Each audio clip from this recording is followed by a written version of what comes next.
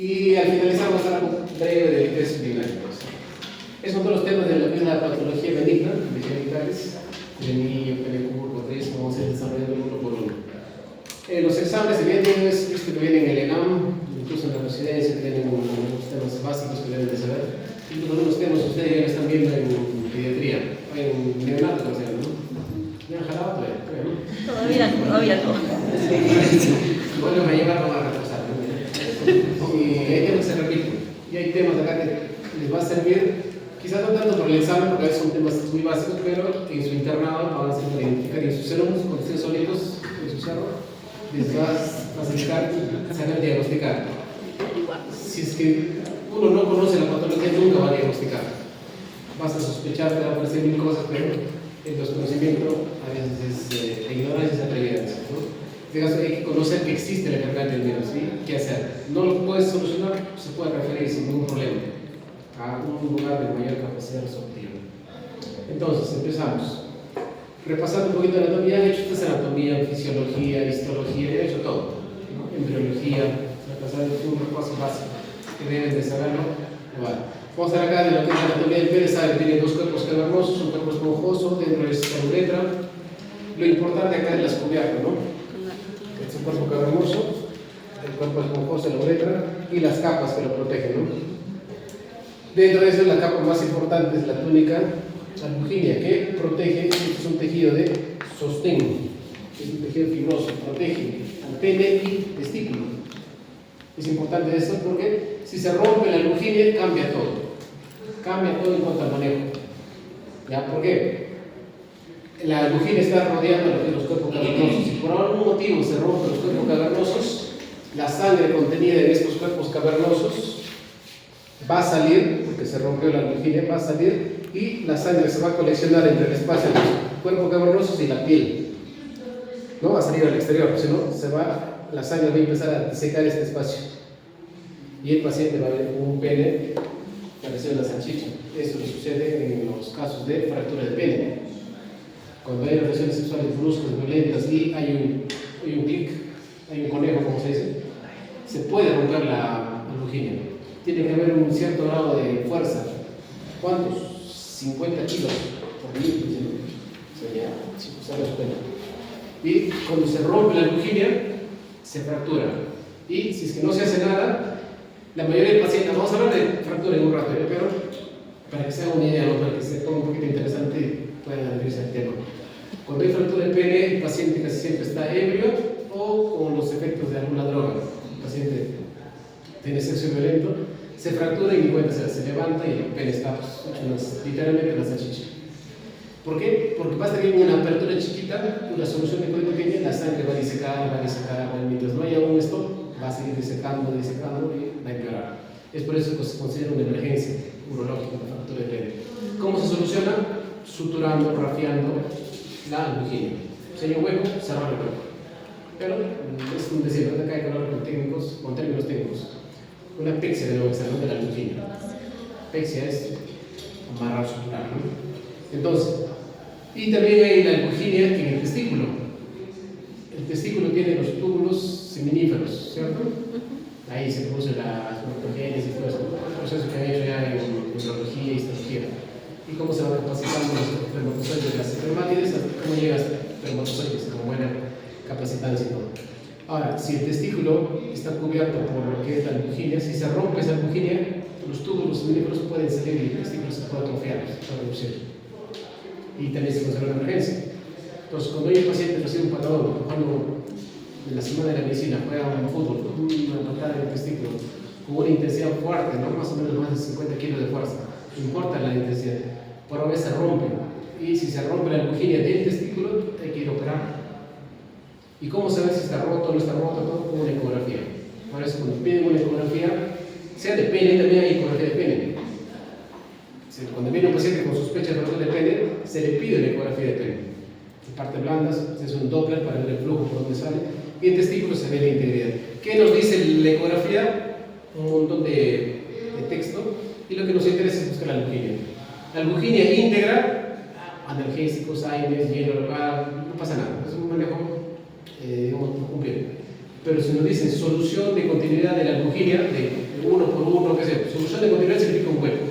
Si leen eso, solución de continuidad, el almujire en el testículo derecho de 0.5 por 0.5, ya. Eso traducido significa un hueco en el testículo, hay que entrar a operar, a rafiar la almujire. Entonces, si está roto la almujire, significa emergencia. Si está íntegro la almujire, manejo médico, de sostén, ¿no? En este caso, entonces, ¿importa la almujire? Sí, claro, no importa. Dentro entonces la capa más importante de sostén del pene y testículos. Hay importancia desde el remate. Aparte hay varias capas más. Fascia de cámpano, de pupa, hay varias capas. No les menciono mucho para que no se van a confundir. Y varias veces hemos preguntado esto en el examen. De la siguiente, la fractura del pene, ¿cuál es la capa comprometida? ¿No? Fascia de buco, escarpa, cámpano, todo. Pones almujire, es algo simple, ¿no? Si lo has entendido esta parte es más que obvia, ¿no? Pero cae bien. Digamos, un poquito de anatomía y de la que es la capa más importante. Ahora vamos a empezar ya con los temas cortos. Uno de ellos es el frenillo corto. Frenillo corto supone el nombre, lo dice, ¿no? Es una patología congénita ya saben, ¿no? Que es cuando nace, ¿no? Nace, ¿sí?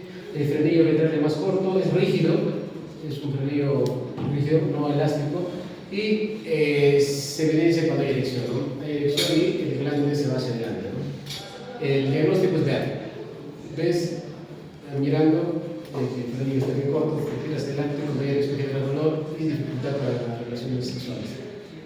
Plan, tratamiento, recuerden ustedes cuando llevan cirugía, diagnóstico y qué tipo de cirugía. Diagnóstico y qué tipo de cirugía se hace.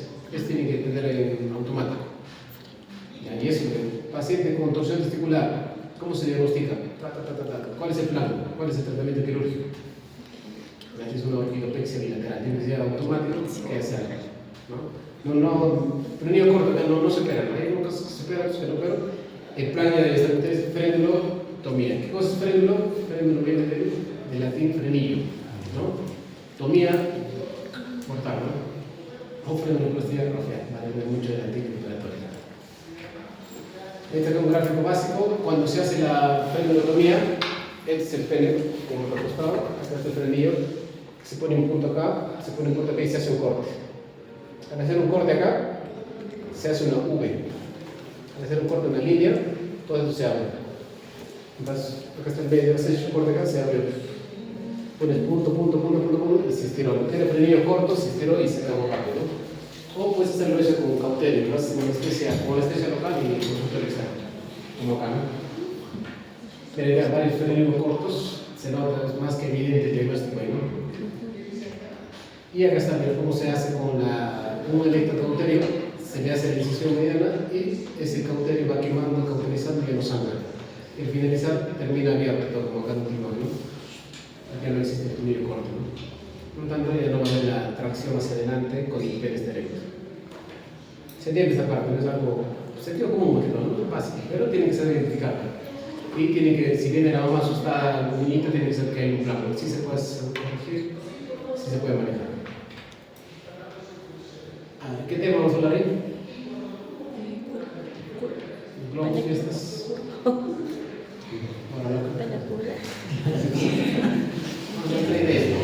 Pene curvo. Pene curvo, ¿no? Vamos a ver el pene curvo es, vamos a ver las variantes que puede haber. Para hablar de pene curvo tienen que saber que no existe un pene, digamos, recto, 100%. Siempre hay un cierto grado de desviación natural, fisiológico. Donde hay, la pregunta sería ¿cuántos grados? ¿No? Normal, ¿cuántos grados varía? Depende de la literatura, dicen 12 grados, 15 grados, va a variar mucho y la dirección, ¿no? Entonces acá, para empezar, vamos a hablar con pene curvo congénito. Y como su propio nombre dice, ya nace así, ¿no? El paciente se manifiesta la erección, la curvatura ventral es la más frecuente, las causas son banda fibrosa, bueno, y el diagnóstico se hace en pene erecto. Antes no existían prostaglandinas, las sustancias que provocan erección. Y por eso decía el paciente, doctor, el paciente iba, doctor, tengo pene curvo. A ver, examinaré, el pene está flácido y nunca vio pene curvo. Tiene que estar erecto para verlo. Y cuando se con el médico, todo más estresado y nunca se ve diferente.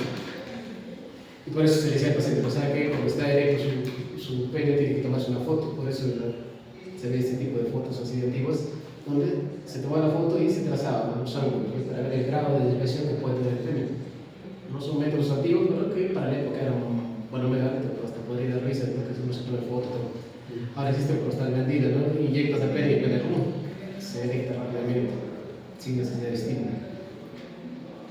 Entonces, acá el tratamiento es cortar el lado largo. Ahorita que empecemos a hablar de la siguiente patología, vamos a explicar bien de qué se trata el lado largo y el lado corto.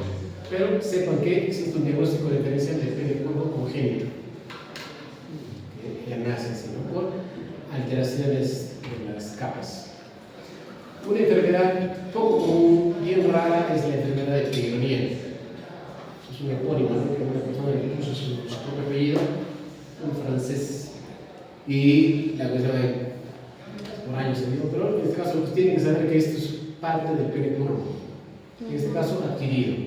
El paciente está bien con el pene, no hay problema, y en un momento otro empieza la desviación patológica del pene.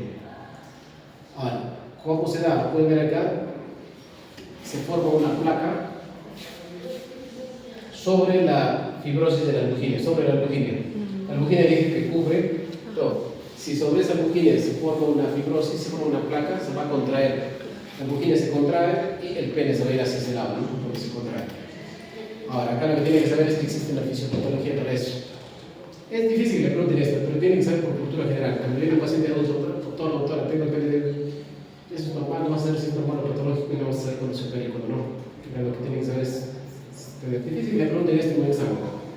Pero sí lo van a ver alguna vez, una vez en su vida, internado, se lo usan, pero tienen que saber identificarlo. Este es el enfermedad peyronie, es un pene curvo pero adquirido por alteración de la albuginia, que se sienta por microtraumatismo, relaciones sexuales fuertes en un solo lado de la albuginia, microtrauma repetido, causa reacción inflamatoria de la albuginia, formación de placa, se forma una placa dura o con un callo, se contrae la albuginia y el eje del pene hacia esa dirección. Como pueden ver, ¿no? Esta es una desviación ventral. Mírense el tipo de fotos que se tomaban para poder evidenciar el grado de desviación que puede haber en el pene. Depende de la desviación patológica.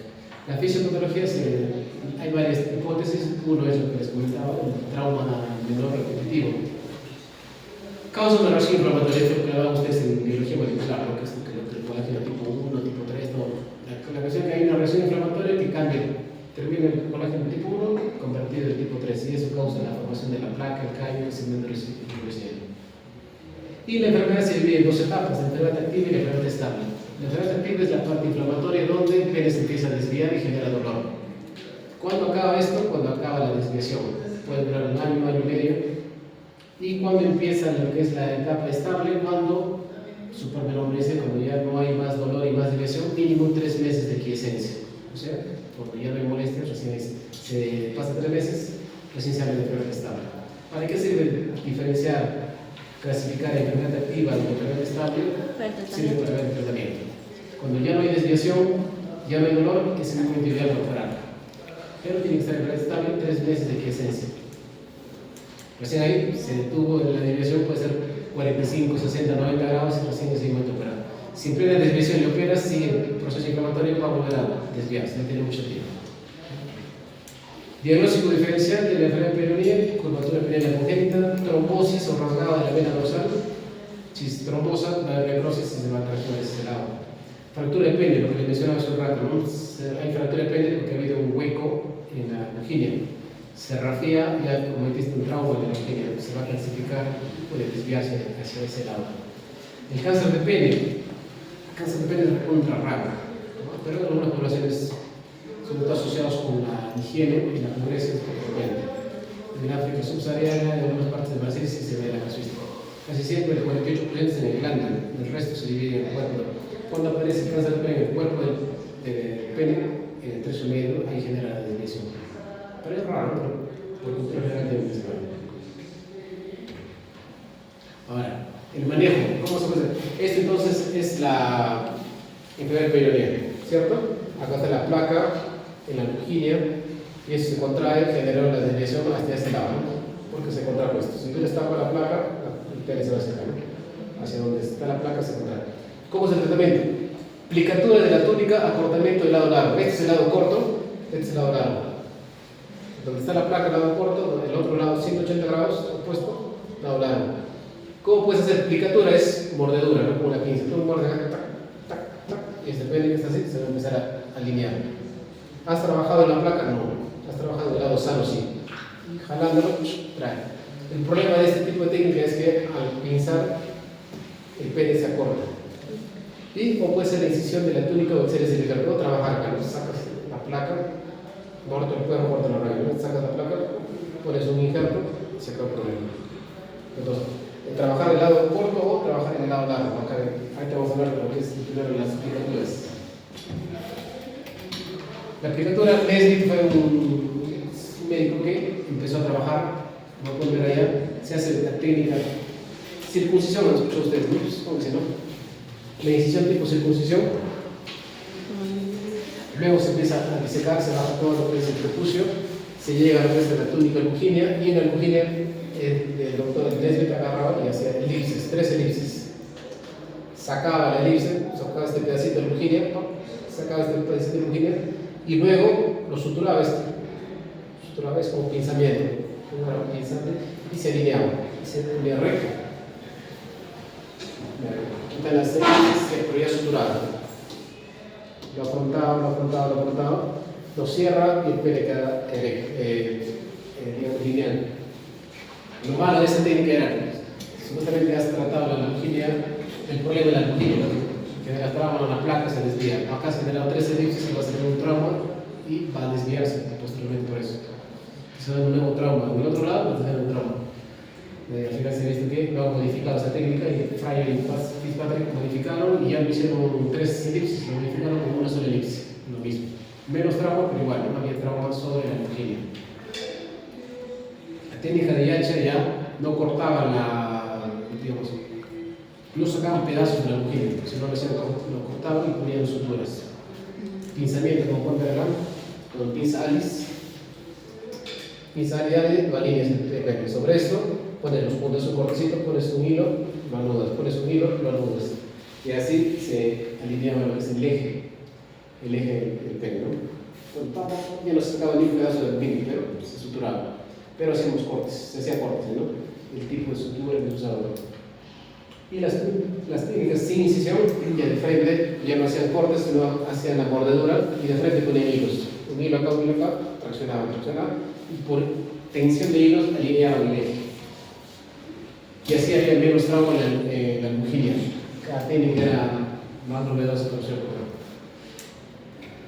Entonces, lo que sucedía era, como estaba antes, cómo se hacía la técnica en la aplicatura, en este caso solamente es sin incisión, y cómo acababa el pene, ¿no? Alineado, y cómo empezaba, cómo acababa. Y la otra técnica es ya sacar la placa, ¿no? Entrar, trabajar sobre la placa y poner un injerto. ¿De dónde sacar el injerto? Se veía de la dermis, de la cara inferolateral del abdomen, justo sobre la cresta ilíaca, en un área sin vello. También se puede sacar del pericardio cadavérico, de la vena, de la túnica vaginal. ¿Dónde está la túnica vaginal? ¿Dónde? Su propio nombre lo dice, ¿dónde está? ¿Dónde está la túnica vaginal? Es una de las cajas, ¿no? Del escroto. El escroto tiene 7 capas. Una de ellas te rodea el testículo y la capa vaginal de la visceral y la parietal, ¿no? Y con eso se hace actualmente, ¿no? Las nuevas técnicas urológicas han escuchado el procedimiento del pene, la herramienta del pene, todo esto. Y se trabaja la vaginal. La vaginal se trabaja, se saca, se estira y se rodea al pene, se usa ácido hialurónico y hay un procedimiento del pene. Pues no hay rechazo, es por proteger nosotros. Y a veces tienes que estar con el ácido hialurónico, pues no se sedimenta todo y queda como grumos y queda en la experiencia de cada cirujano estético en este caso. Puede usar su glucosa intestinal delgado. Entonces son tejidos injertos para poder tapar la placa que se va a retirar. Y el resumen es igualito, ¿no? Como está desviado, se saca la placa, se conecta el injerto y cómo queda alineado. Uno trabaja sobre la placa, el otro trabaja sobre la dorsal, ¿no? Lado largo, digamos así. Pero en ambos buscan alinear en este caso el eje. Como les decía, el herpes peroneo no es una patología frecuente, bien rara, pero tienen que saber que existe. Ahora, ¿cuándo se opera? Cuando hay más de 30 grados de desviación, cuando genera dolor, insatisfacción en la pareja, angustia en las relaciones sexuales. A veces hay desviación de 90 grados, no puede tener penetración. y eso genera angustia, disfunción eréctil en el paciente por estrés. Antes se hacía un tema de disfunción eréctil, ahora ya se quita el cielo, pero es interesante que las causas de disfunción eréctil, la mayoría son psicológicas, el estrés, las preocupaciones, las peleas, discusiones. Hipospadias, eso se han hecho en neonatos. Hipospadias es la malformación congénita de uretra masculinas, de 1 en 300 casos, meate la cara ventral del pene, 80% de casos en la uretra distal, 20 casos. Diagnóstico e inspección, ¿no? La mamá viene, doctora, que está orinando para abajo con los testículos, ¿no? Revisa si efectivamente tiene un orificio de meato, puede estar incluso en la parte escrotal, por ahí orina. Sin embargo, esta piel no está acostumbrada para el pH de orina, ¿no?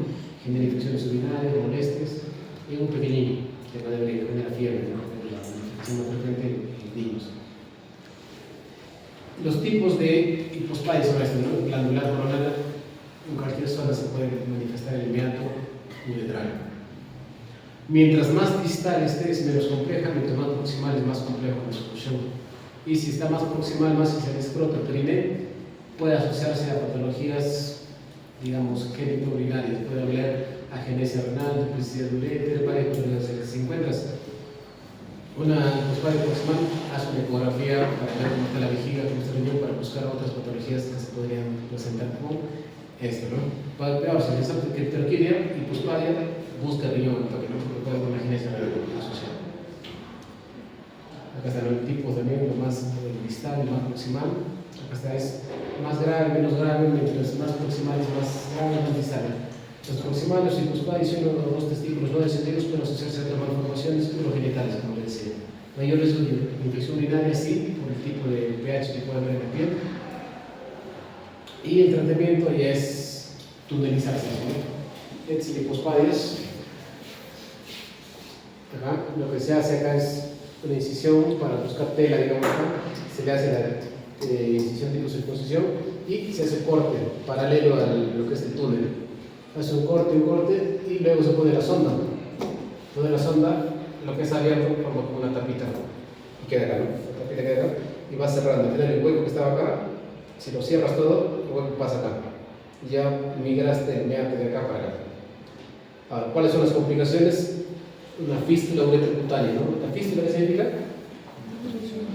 Una conexión anormal. Conexión anormal de los epitelios. ¿No?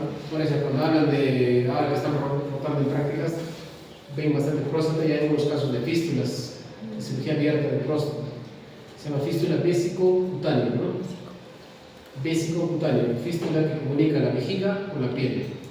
Siempre va a haber dos epitelios, como mencioné. En este caso, fístula uretrocutánea en la piel. Porque en esta zona de acá está la uretra, y va por acá, hacia toda esta parte inferior, va a haber la fístula, va a escapar la orina. Fístula es la fuga, no el canal que va a haber, va a escapar, es lo más frecuente. Y puede haber estenosis del meato. Una vez que le saca la sonda, este meato puede quedar tensión, pues saca la sonda y se cierra. Estamos trabajando en pequeñitos de 4 meses. Esta es la técnica de Stuttgart, ¿no? En 4 meses es la tunelización. Las complicaciones más frecuentes, fístula uretrocutánea, que se puede dar porque trabajas con orina y la orina es ingrata, porque más de un poquito de infección hace que los hilos que pones se abran y por ahí fuga la orina, ¿no? Dice volver a operar, un poquito traumante. Ahora, cuando la fístula es más proximal, lo mismo se puede hacer pero en varios tiempos. Lo mismo lo haces si es perineal, lo llevas primero a la mitad, el más distal, hasta llevar a su sitio. No es que en un solo tiempo lo vas a hacer todo. Lo haces en un solo tiempo, hay más riesgo de fístulas. Vas a mejorarlo por partes con tiempos, en sectores donde adhiera bien, que al finalizar quede sin tensión. Esa es la parte de hipospadias. Más o menos se entiende esta parte, ¿no? Pues tiene que saber identificar, por ejemplo. Hipospadias es bien simple de identificar. Y tienen que saber que hay varios tipos de hipospadias. Fimosis. Fimosis hemos escuchado desde antes, incluso que ingresan en la facultad. Fimosis es la dificultad o imposibilidad de revertir libremente el prepucio sobre el glande. Esta es la fibrosis, hay un anillo fibroso en el prepucio distal que impide remangar el prepucio distal. No puedes visualizar. Hay dos tipos de fimosis, ¿no? La primaria, que es esto que nunca ha visto el glande, y la secundaria, que el paciente está viendo su vida y de un momento a otro no puede remarcar, ¿no? Sucede sobre todo en diabéticos o inmunosuprimidos, que hay balanitis a repetición y no se puede remarcar. El paciente viene asustado, un doctor, se cuartea mi prepucio y me duele las revistas y no se puede meter con una fimosis.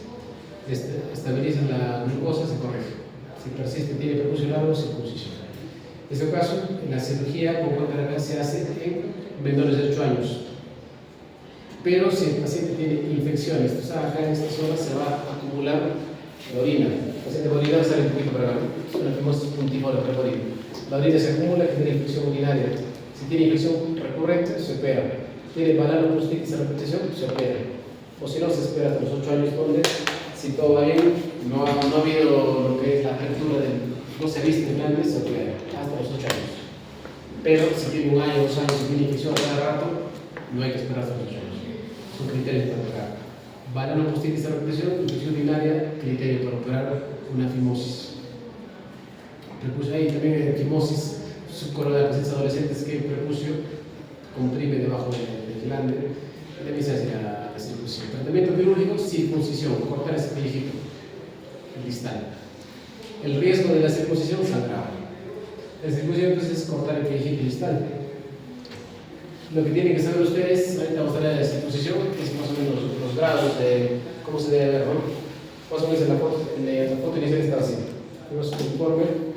Tienen que saber ustedes que a los 2 años se tiene que ver esto, 1/3. A los 3 años se ve esto, 3 años, este se ve a los 4 años, a los 5 años se ve 3/3. Casi todo el glande tiene que verse a los 5 años. Pero si a una mamá, la mayoría de mamás va, ¿no? Doctor, doctora, mi hijito solamente se le ve esta tercera parte del glande, hay que operarlo. Tienes que preguntar la edad, ¿no? A veces es algo fisiológico, pero si tiene 1 año, 2 años, esa señal es normal, es fisiológico. Pero si su hijito tiene 8 años y está así, hay que pararlo.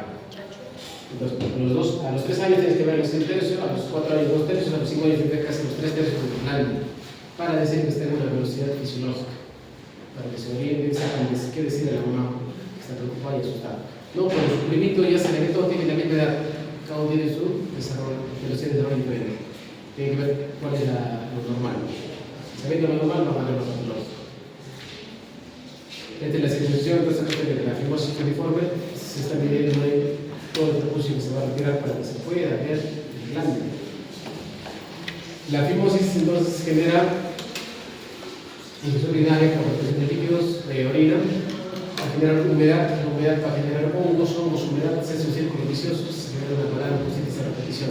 Pacientes que tienen balanitis, que tienen fimosis toda su vida, hay pacientes que han venido antes de 25 años a operarse. Doctor, quiero operarme la fimosis. Ya, entra a sala, le operamos, cortamos, y adentro hay lesiones en glande, cáncer de pene. Cáncer de pene. ¿Se puede ver? No se puede ver, porque todo su vida está tapado. Le hacemos circuncisión, listo. Señor, tiene una lesión tipo cáncer. Hay que, se le habla al paciente, no me toque, doctor, no se le hace una penectomía parcial. Cortar el pene, no parcial, para que no avance el cáncer. Balanitis a repetición, balanitis a cada rato genera alteración en el tejido del glande, metaplasia, causa displasia y causa el cáncer. Balanitis a repetición, cáncer de pene. Pero tiene que ver bastante con la higiene. Por eso decía que hay países en África subsahariana, algunas partes de Brasil, hay bastante casuística de cáncer de pene, pero casi todo se asocia a la higiene. Hay mala higiene, va a haber balanitis, transbalanitis, una herida en un mismo sitio va a generar metaplasia, displasia y cáncer. ¿No? Entonces, algo tan simple puede generar, no es que cualquier paciente con fimosis va a desarrollar cáncer, esto tampoco estoy diciendo, sino que una balanoprostitis crónica podría generar cáncer. Por eso en algunas religiones hacen la circuncisión apenas nacen, ¿no? Sí.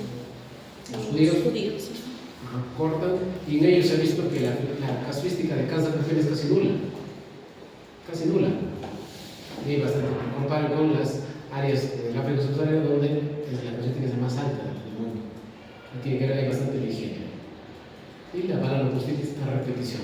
Banana prostética aislada no es factor de nada, es un tratamiento que vamos a ver ahorita, pero que no repercute en nada, pero cuando es repetitivo sí. ¿No? Entonces cuando ya se empieza un paciente viene con banana prostética, una fibrosis secundaria, se inflama, ¿no? Es una banana prostética. Y la circuncisión, ¿cómo se hace? ¿No? Se marca, se estira el pellejito distal del prepucio, se corta, se pone punto y se acaba haciendo. En la imagen gráfica inicial vemos que no se ve el glande, en la última se ve el glande totalmente descubierto. Si está descubierto está seco, si está seco no hay humedad, no hay hongos. Y en la primera al revés. Si está cubierto hay humedad, no hay humedad como somos humedad se hace un círculo vicioso. Y puede haber para los pacientes en la atención de heridas.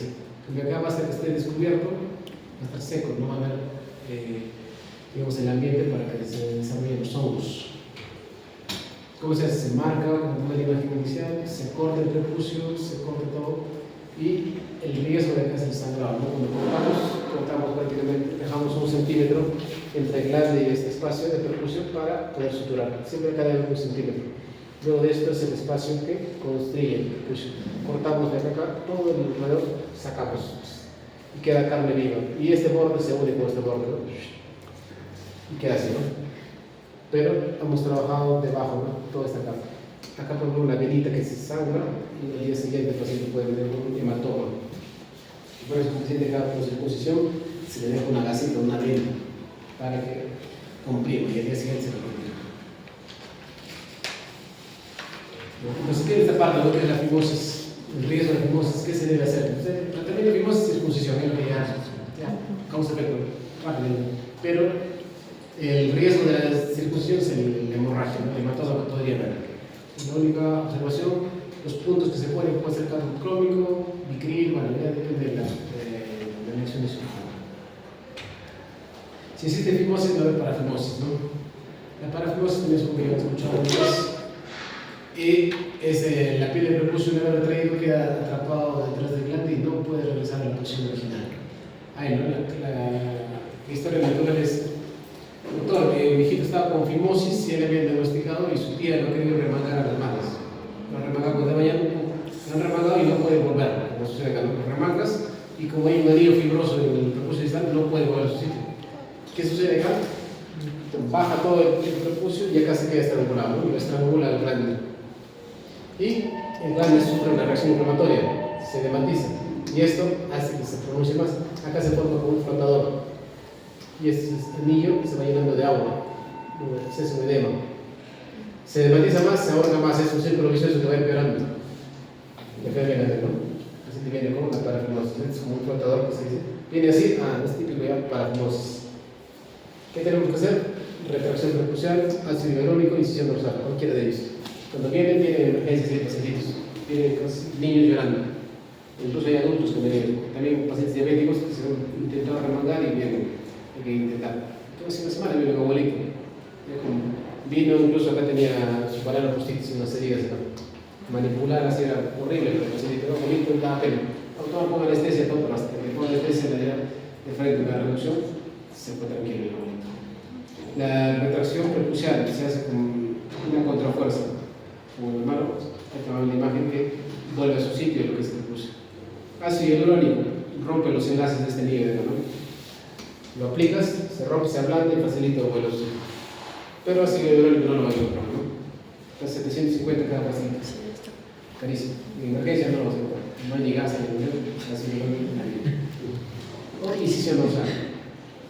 Incisión dorsal es: aplicas anestesia en la base del pene y viene este caso de corte. Cortas acá. ¿Por qué lo cortas adelante? El pelureto, ¿no? Pasa de frente.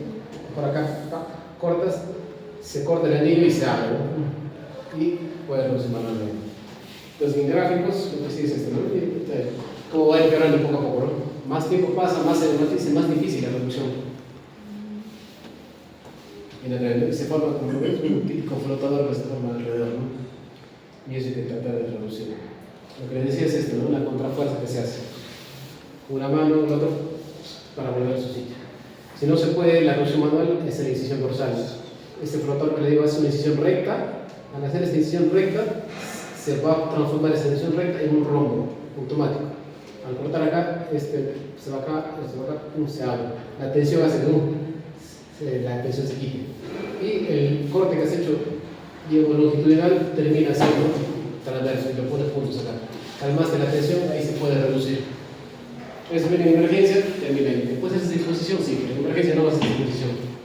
Y calmas el dolor, se libera la emergencia de su casa. Esta es la reducción manual, la contrafuerza que debe existir. Es lo que deben hacer ustedes cuando encuentren un paciente con parafimosis. ¿No? Entonces, hacer una contrafuerza y poder reducir. Saber qué hacer. Acá es, como les digo a todos los estudiantes en las prácticas, tienen que saber qué hacer y tienen qué cosas no hacer, no meter la pata. Si tienen dudas, preguntar antes de meter la pata. En este caso ya saben qué hacer, saben. No, sí, me acuerdo de la clase de neurología, intentan hacer la hasta y su asistente o si no por ahí para que les ayude, ¿no? Entonces eso se hace en caso de fimosis y parafimosis que puede darse. Balanopostitis, la inflamación del prepucio glande, ¿no? Balano glande, postec prepucio.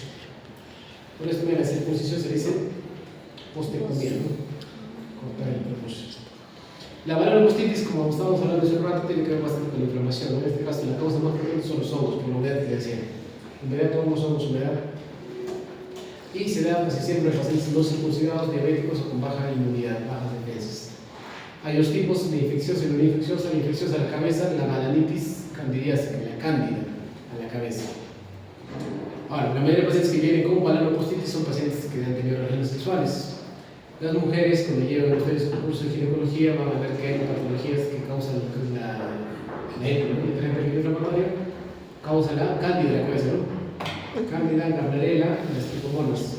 Y si hay una mujer candidiasis, tricomoniasis, gardnerella, en el varón también va a haber balanopostitis por cándida, por gardnerella, por tricomoniasis. Pero aparte va a haber también virales, espiroquetas, diferentes cosas. A la cabeza, por casuística, la primera cosa, balanitis candidiásica. Eso tienen que acordarse ustedes también. La causa más frecuente de todo. Más frecuente, no ir a la causa más rara, ¿no? Si es más frecuente, prefieren acordarse de eso. También hay pitiriasis, incluso el tamaño histolítico, parásitos que pueden generar alteraciones en el prepucio. También las no infecciosas, como los pémicos, ¿no? Las enfermedades ampulares en todo el cuerpo, las ampollas. Si esas ampollas aparecen en el prepucio glande, ya se considera una balanopostitis. Pero el tratamiento bastaría con la enfermedad de fondo, lo que ocasiona. La eritroplasia de Queyrat es el cáncer del sitio de pene que se ubica en el glande. Cuando se ubica en el glande se llama eritroplasia de Queyrat. Lo mismo, el cáncer del sitio, pero que se ubica en el cuerpo se llama enfermedad de fondo, ¿no? Antes se preguntaba eso, en los exámenes de nómina, ¿no? Hay balanitis, bueno, es un tipo de inflamación, ¿no? También hay pacientes que tienen shock tóxico estafilococcus, ¿no?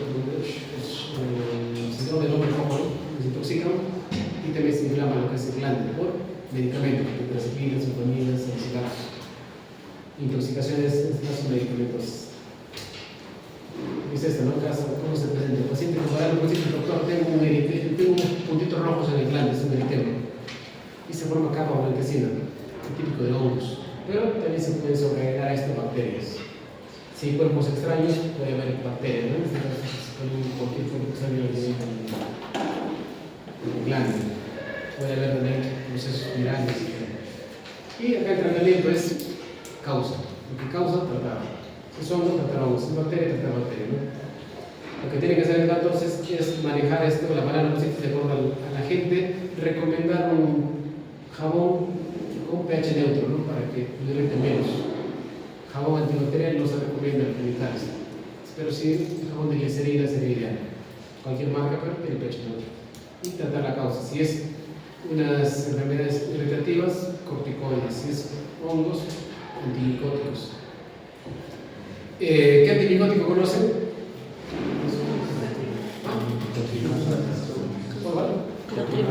Clotrimazol, creo, ¿no? Claro. Si es una balanitis severa, si es una balanitis severa, en pastilla, ¿no? ¿Qué pastilla conoce? Antimicótico. Fluconazol 150 miligramos, dosis única, tratamiento para la balanopostitis. Dosis única suficiente. Sin embargo, para pacientes diabéticos le das un refuerzo semanal, por 4 semanas. También sirve, ¿no? Para la onicomicosis, para las onicomicosis de mamas, que es Recordar que el fluconazol es prototóxico. Cuando hay procesos irritativos se le puede dar corticoides. Los corticoides, siempre decimos como hay 3 tipos de corticoides, ¿no? Tópicos en crema. ¿Qué corticoides son? Betametazolam. Es un corticoide de acción intermedia. ¿Qué más hay? Presión baja potencia.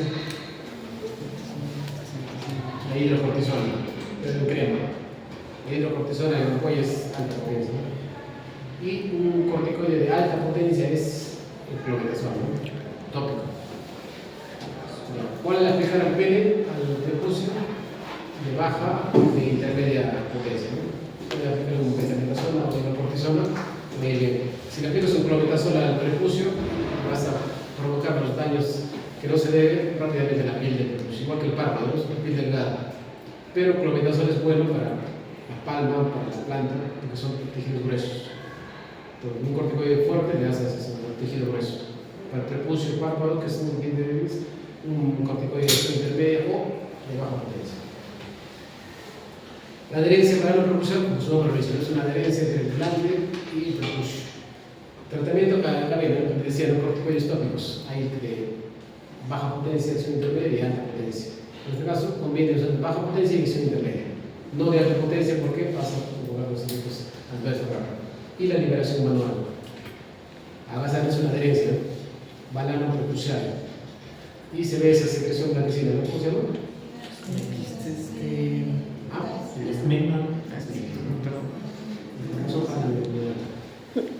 Acá lo que se hace es la liberación manual.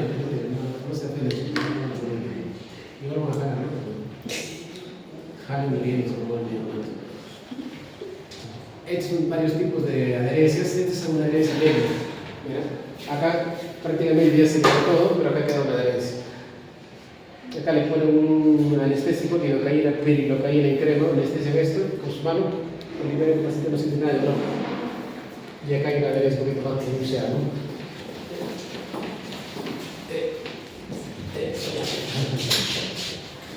El problema de liberar una adherencia es el dolor que va a tener el paciente. La mayoría de pacientitos vienen, son de 3 a 4 años. Hay adherencias bien marcadas que la mamá insiste en liberar.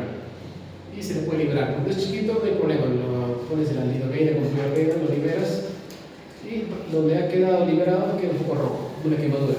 Más pequeño no pasa nada. Pero si le haces una gran liberación, más del 50% del glande, lo liberas, bonito queda rojo como una quemadura. Y le duele al paciente sus 4 o 5 días. Si el niñito no duerme, no duerme nadie en la casa. Y es un dolor de cabeza para todos. A medianoche, no, ¿qué le puedo dar a mi hijito? Que no puedo, se mueve y le duele. Le echa agua caliente al pene porque es sensible. Pero es que podemos ir por partes. Primero una tercera parte, otra tercera y vas por partes. No hay problema. Pero sí se puede llegar. Debes que identifiquen qué cosa es una adherencia, qué cosa es una fimosis, qué cosa es una parafimosis, qué son hipospares, mirando nada más. Y esto le corrige, le va a servir en su internado y sus alumnos. Ver y diagnosticar. Quizás el manejo no sea obligación de ustedes, pero se puede hacerlo perfecto, se puede hacer perfecto. ¿No? Es la parte de genitales en el caso del pene. Este ya saben qué es, ¿no? Clase de botánica, ¿no? Botánica 1. ¿Qué hacer? No han hecho botánica. ¿Qué pasa con muchachos? No hacen botánica. La papa. No, el jardín botánico, el colegio jardín botánico. Es una papa. Es que es una papa, ¿no?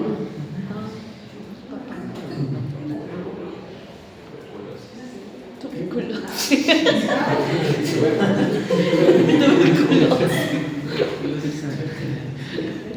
Es la orquídea, ¿no? La orquídea. Cebolla.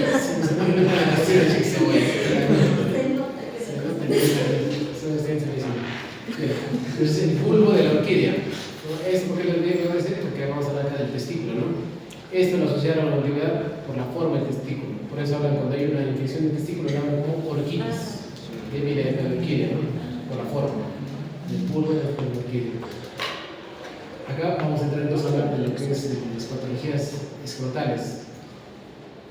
Acá hay, allá no hay. ¿Qué tema es este? Criptorquía. Casi, ¿no? Criptorquía. Criptorquía, ¿no? Porque el nombre correcto es testículo no descendido. Criptorquía es oculto, ¿no?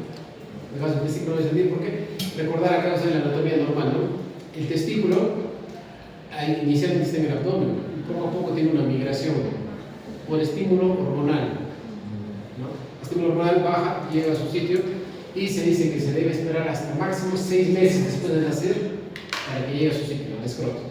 O sea, si un niño nace sin testículos en el escroto, no significa que esté mal. Se le espera hasta 6 meses para el estímulo hormonal correspondiente para que llegue a su sitio. Si después de 6 meses de nacido no hay testículos en el escroto, operación de descenso testicular, ¿no? La criptorquía. Pues con esto ya saben que se puede esperar 6 meses el descenso fisiológico del testículo. Saben que el testículo empieza en el abdomen y poco a poco migra. Cuando hay una patología hormonal, una alteración en el eje hipotálamo pituitario, va a haber ausencia de lo que es el estímulo hormonal y el paciente puede tener incluso una ausencia completa del desarrollo testicular. Cuando ves ausencia completa, no hay en el canal inguinal, no hay en el escroto y está intraabdominal, evaluar la evaluación sugerir la evaluación por un endocrino. Algo está pasando. Y recién hay sospecha. Estamos trabajando con pequeñitos, recordamos, ¿no? Patología escrotal, entonces vamos a hablar del testículo no descendido, que es el nombre correcto de la criptorquía. Es una patología congénita, 4% en recién nacidos a término, 30% en pretérmino, y acá ya vamos viendo, ¿no? Cómo se da en los pretérminos, en medio descenso, ha nacido el testículo y justo nace el pretérmino. Por lo tanto, en ellos es más frecuente lo que es el testículo no descendido, porque en pleno trayecto nacen, se adelantaron. Ahora, es más frecuente en un solo sitio y todo. Bueno, lo que tiene que saber es la última parte, ¿no? Cuando hay un testículo no descendido y está en el canal inguinal, puede asociarse 7 veces más riesgo de un cáncer del testículo. La próxima semana, cuando les toque hablar con el otro chavo, van a ver que en el cáncer del testículo hay 2 grupos, ¿no? Seminomas y no seminomas. Y acá tienen que saber, una vez se me vinieron a preguntar, ¿no? La criptorquía, ¿no? La criptorquía se asocia a cáncer del testículo. ¿Cuál de los siguientes cáncer del testículo? Esa seminoma. Tiene 7 veces más riesgo. No significa que todo paciente con criptorquía va a desarrollar cáncer.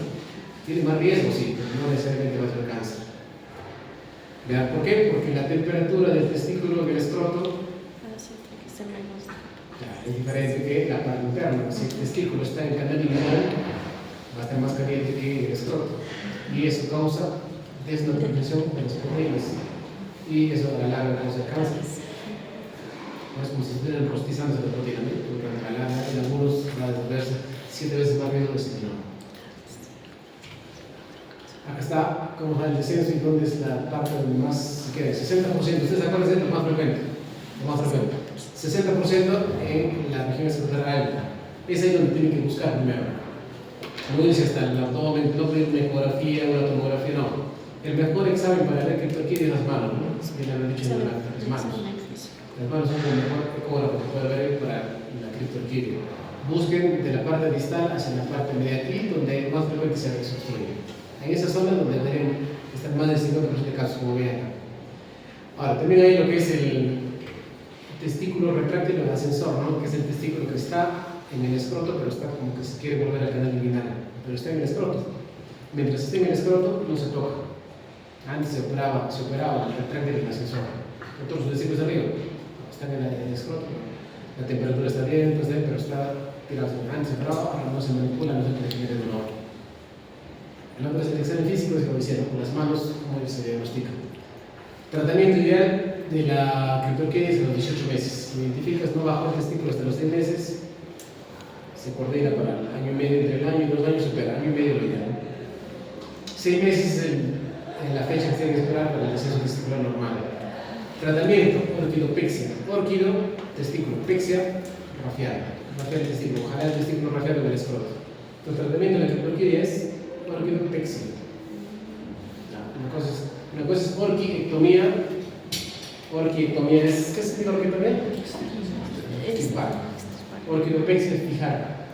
Pones un punto entre el escroto y el testículo. Jalas el testículo desde el canal inguinal hasta el escroto y lo fijas. Previa liberación. Y tratamiento hormonal si es que hay una ausencia de los dos testículos, ¿no? Buscar con el endocrino.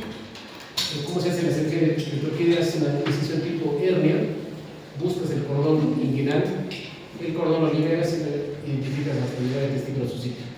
Acá vas liberando, acá está el testículo, liberas, lo estiras lo más proximal posible para que puedas estirar. Y el testículo cede. Una vez que lo jalas de manera simultánea hasta el escroto y lo fijas. Algunos lo jalan, otros lo ponen un punto nada más, que se quede, que se cicatrice. Y lo llevas a su sitio, que era el objetivo principal. Entonces, el algoritmo básico de la criptología es esta, ¿no? De la IUA. Cuando es bilateral, claramente no es valoración por endocrino. Algo está pasando que no vio ni siquiera el descenso leve ni mínimo. Cuando el testículo está palpable, baja la bolsa y permanece, el proceso es normal. No baja y no permanece, es lo que tiene que ser el alquilopexia, que es el valor estándar. No palpas al testículo, que se puede dar. No hay, busco y no lo encuentro. ¿Qué se hace? Una laparoscopía para buscar el testículo en el abdomen. Puede que el testículo nunca se desarrolle una anorquia o el testículo esté intraabdominal. Atrófico, si está atrófico, le saca una ectomía en exceso. Si está viable, una alquilopexia por tiempo, sube la laparoscopía, lo jalas de carne inguinal, después se lo se fuera. Pero recordar que el testículo es pequeñito en este caso de esta edad y la arteria espermática en esta manipulación entre la segunda y la tercera cirugía a veces termina en orquiectomía con la manipulación. Vamos a ver el algoritmo que quería recordar que se hace. Acá está la foto, ¿no? El testículo, cómo lo va liberando de la región inguinal y para poder generar un túnel submucoso hasta el escroto. Ya saben qué cosa entonces la criptoquilia, qué cosa debe hacer y el manejo quirúrgico de la orquiectomía. En este caso unilateral avanzada. Hidrocele. Hidrocele ya saben, hidrolíquido, cele, cavidad, no cavidad líquida, en este caso congénito. Ya se habían hablado en neonatos como otros tipos. Es lo normal. Testículo, ¿no? Recordar que acá tenemos un conducto, ¿no? ¿Cómo se llama?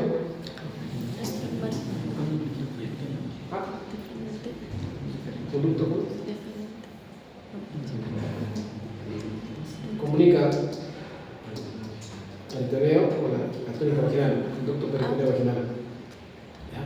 Ahora, en algunos casos, este conducto peritoneo vaginal permanece abierto, por lo tanto, el líquido peritoneal viene y se llena. En la noche el paciente duerme y amanece normal, es muy fluctuante. ¿Por qué? Porque el líquido sube y baja. Es la mayoría de pacientes del hospital, neonato, humano interpuso cronología por hidrocele para manejo quirúrgico. ¿Cuánto? RN, porque RN de 3 días con hidrocele, se solicita evaluación por urología para manejo quirúrgico y pasa su servicio. Nosotros vemos, le devolvemos el servicio. No. ¿Por qué? Porque en la mayoría de casos el conducto peritoneo vaginal está permeable hasta el año de edad. En otros, hasta 2, unos dicen que hasta 4 o 5 años está abierto el conducto peritoneo vaginal. No se le da chance. No puedes operar de frente un hidrocele inmediatamente. ¿Por qué? Porque está cerrado y solito se va a cerrar el año. Si va a estar solito, mejor no lo toques. Pero en caso de levanto se asusta un poco, ¿qué está pasando? Y hay otros hidroceles no comunicantes. En el caso de hidroceles comunicantes se cierra solito. Pero pasado 2, 3 años, 5 años, no se cerró y sigue abriendo, que entra a cerrar ese conducto. El ligar. Puede ser un hidrocele comunicante o ya se cerró el conducto peritoneo vaginal y aparece el hidrocele. Puede ser reactivo, ¿no? A una contusión, golpe, infección, se inflaman las túnicas vaginales, visceral y parietal, produce más líquido normal y hidrocele. El paciente adulto juega pelota, le golpea, ¿no? Puede haber un hidrocele secundario del adulto, se de la nada, ¿no? Secundario a casi procesos infecciosos. Son diferentes tipos, que bueno, en el caso ahorita de ustedes. Y ya tiene que saber diagnosticar, ¿no? El diagnóstico ya sabe que es la transiluminación. Poner una linterna en la parte inferior. Si es que se pone este color rojo, significa transiluminación no positiva. Que el contenido que está internamente en el suelo es líquido, por eso deja pasar la luz. Si fuera un tumor testicular, es algo sólido, no deja pasar nada de la luz. Si no hay transiluminación negativa, pensar mal, ¿no? Recordar que en el testículo, cualquier patología extratesticular, 99% de que es benigna, ¿no? Y si es que en el testículo, cualquier patología intratesticular, 99% maligna. Cualquier patología patología intratesticular, piensa mal, cualquier patología extratesticular es benigna. En este caso, cuando hace transiluminación, el testículo se ve un costadito, el líquido está alrededor, ¿no? Entonces, típico del proceso benigno que es el hidrocelio. El hidrocelio va jugando poco a poco, pero ya cuando adquiere un volumen regular, hay hidrocelio de tensión que duele, que operar. No, recordar que tiene que ser la transiluminación. Dice transiluminación positiva y hidrocelio, al frente. Cura quirúrgica de hidrocelio. El tratamiento, la mayoría remiten antes del año, lo que les hablaba, ¿no? Remiten porque el conducto peritoneo solito se cierra. ¿Qué harías en un año? Observación. Y dependiendo de tu observación, planeas una cirugía o sigues con observación. Hay hidrocelio adquirido, como decía, ¿no? En el adulto, por infección isquémica, traumas, que es secundario puede haber una inflamación de las túnicas vaginales. Es una ecografía, lo negro es líquido, ahí se ve el testículo gris y alrededor está un montón de líquido, hidrocelio, ¿no? Lo confirmas. Acá en gráfico igual, la primera imagen es un testículo normal, la segunda es más líquido normal alrededor del testículo. Este es un hidrocelio gigante, ¿no? Donde pues, el adulto no hace nada, la mayoría de pacientes mayores tienen vergüenza, ¿no? Pero ya cuando tiene un tamaño piensa que es un tumor testicular, pero al final es un hidrocelio. Se le evacúa, se le corta la vaginal y se le dice, ¿no? Clínica vaginal. Y lo malo acá, cuando ya crece mucho, queda, pues, termina, se desinfla todo y queda un escroto, pues, de soda. Tiene que ser un escrotoplastía, ¿no? Corta el escroto. ¿Qué a veces espermatocelio. Igual, espermatocelio o quiste epidídico, ¿no? Es la reproducción quística de la red de testes. Es el quiste, saben ustedes lo que existe el testículo y encima del testículo está el epidídico. Cabeza con cola, casi siempre el quiste está acá, en la cabeza, puede ser en cualquier parte del epidídico. Cuando el quiste adquiere un tamaño mayor de 1 centímetro y duele, se opera. Contenido líquido, a veces líquido seminal. La mayoría de pacientes se opera ya con 3, 4 centímetros, ya piensan que es un tumor o otro testículo.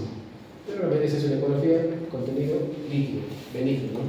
Cualquier patología extratesticular, benigno, hasta demostrarse lo contrario. Incluido el quiste.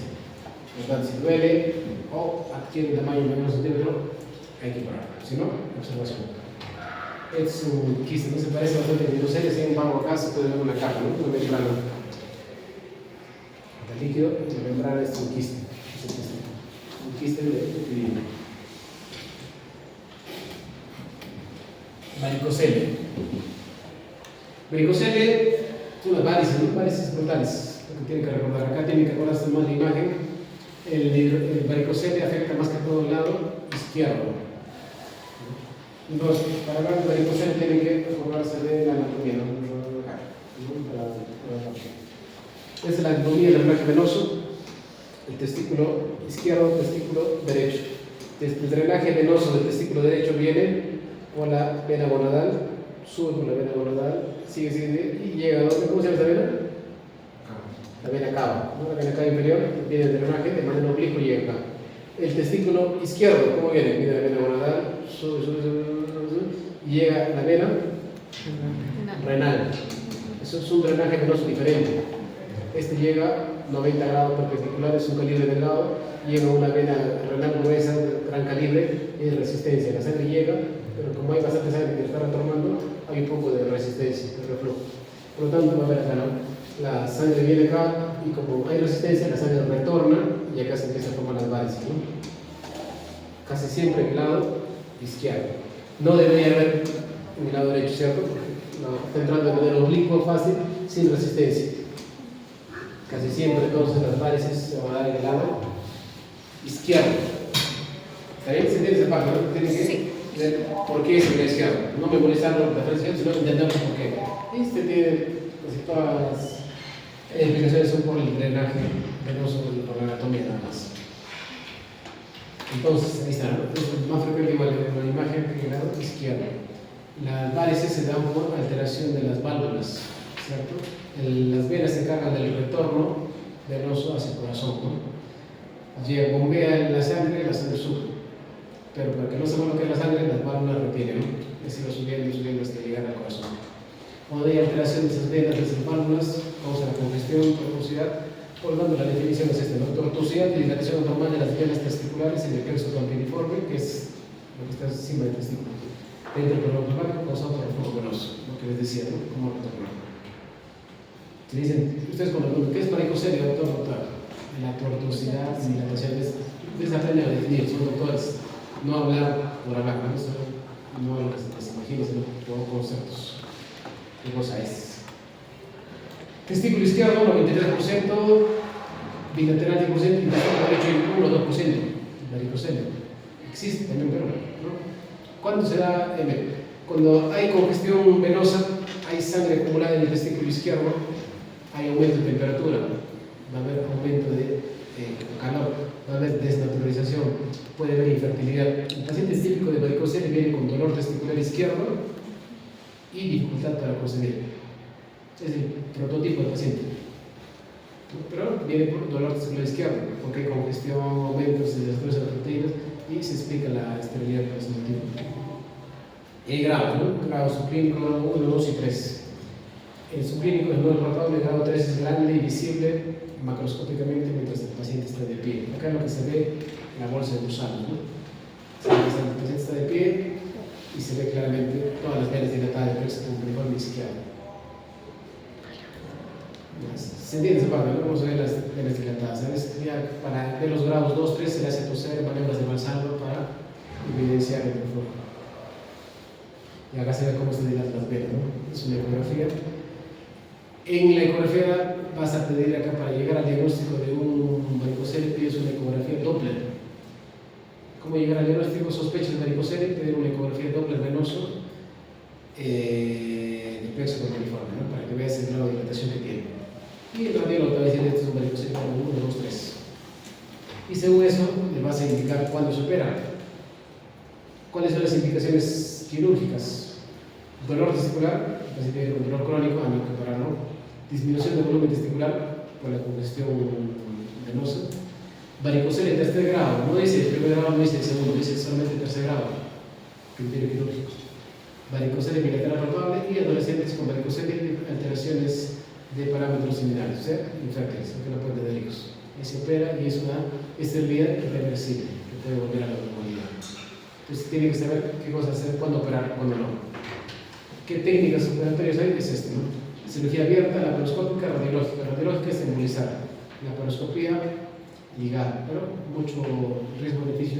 El costo-beneficio es alto. Y la cirugía abierta, lo más común. Hay la cirugía retroinguinal, inguinal y la subinguinal. Entre la inguinal y la subinguinal es la mayoría de cirugías. Para eso mucho ya del cirujano. Y consiste en ligar las venas. Llegas, encuentras. Es lo que te decía hace un rato. Y que es el plexo cumpliforme, la bolsa de gusanos. Haces una incisión subinguinal, encuentras el cordón, las venas y empiezas a encontrar las venas dilatadas, ligas cortas, en ese lado. El cordón es la incisión un poquito más superior. ¿Dónde se encuentra la vena dilatada? Realmente es la vena dilatada.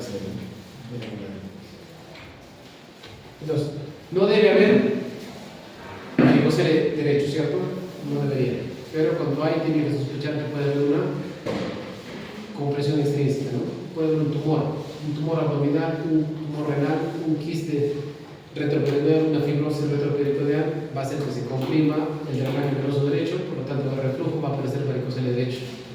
Entonces, si yo veo varicocele derecho, tengo que pedir una ecografía, una tomografía abdominal, pensar mal, algo está pasando en el trayecto, algo le está comprimiendo. Puede ser benigno o maligno, puede ser, pero amplía. Si ves un varicocele izquierdo, cumple criterios, sí, opera. No cumple criterios, observa. Pero si hay derecho, amplía.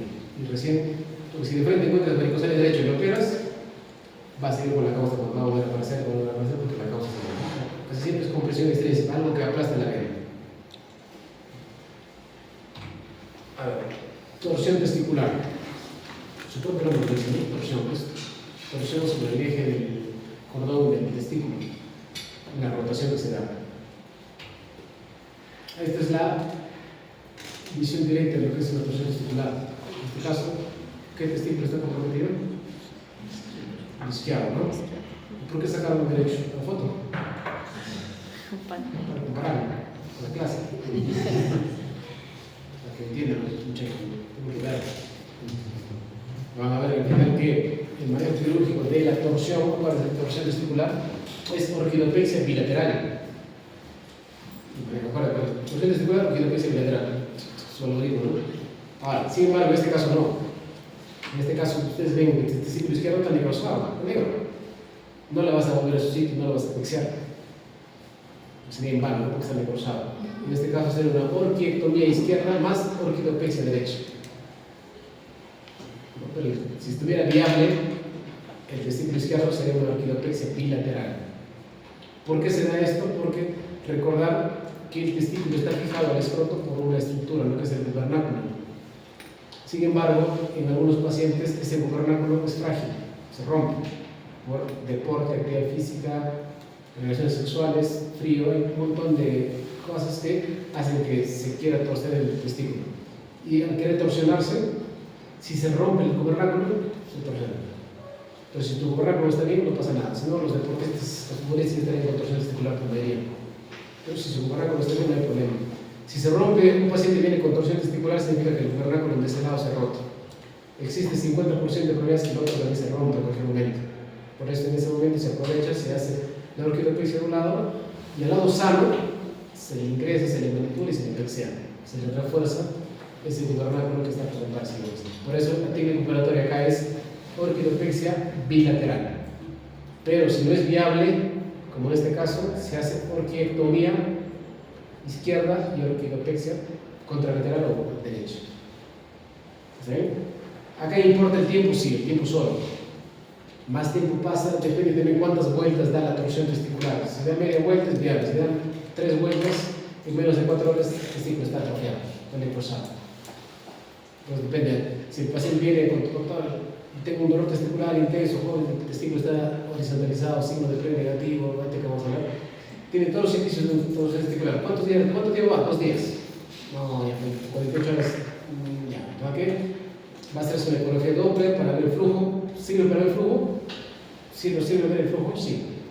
Porque si es que hay un nudo encima del testículo, que sea un nudo, se da la torsión, del nudo para abajo no pasa sangre, porque hay un nudo, ¿no? Pero del nudo para arriba sí me lleva sangre. Se va a ver flujo arriba y no hay flujo abajo, o sea que hay una torsión testicular. Puede 1, 2, 3 vueltas es de menos, pero ya confirma el diagnóstico. Para una torsión testicular nos pedimos ecodoppler para el flujo. ¿Cómo eso confirmamos? Vemos ausencia de flujo en testículo izquierdo, en ingreso sale inmediato. Ya hacemos tomar el consentimiento que probablemente por el tiempo de enfermedad termine en orquiectomía. Ya tiene 48 horas, ya, pues, lo más probable, señores, que vamos a tener el testículo firme. Pero hay casos donde dura menos de 6 horas y es viable el testículo, recupera el exceso. Entonces, los desencadenantes, contracción violenta, el cremaster, ¿saben qué es el cremaster, no? Ahí va, anatomía, etiología, embriología, neonato. Es el músculo que recorre toda la parte externa del escroto, el cordón espermático. Y cuando el frío se contrae y se eleva el testículo. ¿No? La elevación brusca puede hacer que el gubernáculo se rompa y causa lo que es la torsión testicular.